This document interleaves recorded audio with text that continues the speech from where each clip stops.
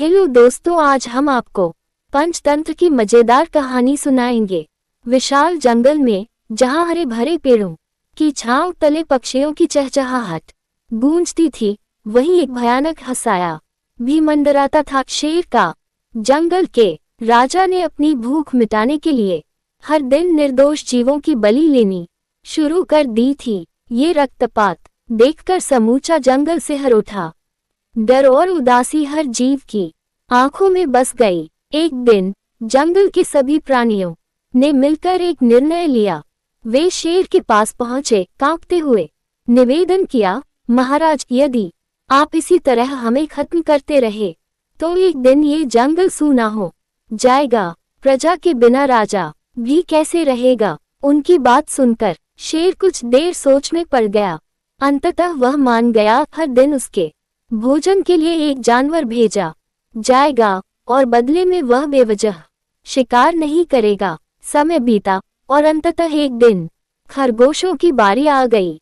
जंगल के सबसे छोटे और सबसे चतुर खरगोश को चुना गया।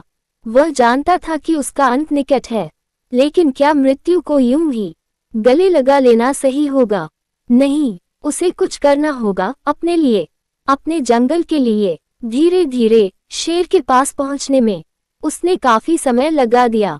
उधर शेर भूख से व्याकुल हो रहा था। जब उसने सिर्फ एक नन्हे से खरगोश को देखा तो उसकी क्रोध भरी दहाड़ से पूरा जंगल कांप उठा। इतनी देर, और ऊपर से तुम जैसे नन्हे जीव को भेजा है मेरे भोजन के लिए? शेर गरजा, परंतु खरगोश घबराया नहीं। उसने सिर झुकाकर कहा, महाराज, हमें तो 6 खरगोश भेजने थे, पर रास्ते में एक और शेर ने उन्हें मार दिया। दूसरा शेर। शेर की आंखों में गुस्से की ज्वाला भड़क उठी। हाँ महाराज, उसने कहा कि इस जंगल का असली राजा वही है। ये सुनते ही शेर का अभिमान भड़क उठा। वह खरगोश के साथ उस दुस्साहसी शेर से लड़ने को तैयार हो गया। खरगोश उसे एक गहरे कुएं के पास ले गया और बोला, महाराज, वह शेर इसी गुफा में छिपा है। शेर ने झुककर कुएं में झांका तो पानी में अपनी ही परछाई देखी। उसने सोचा, ये रहा वह दुष्ट शेर। क्रोध से भरकर उसने एक जोरदार दहाड़ लगाए और पानी में अपनी ही प्रतिध्वनि सुनी। शेर को लगा कि दूसरा शेर भी उस पर गरज रहा है। गुस्से में पागल होकर वह बिना सोचे समझे कुएं में कूद पड़ा। एक जोरदार आवाज के साथ वह पानी में गिरा और डूब गया। खरगोश ने चैन की सांस ली।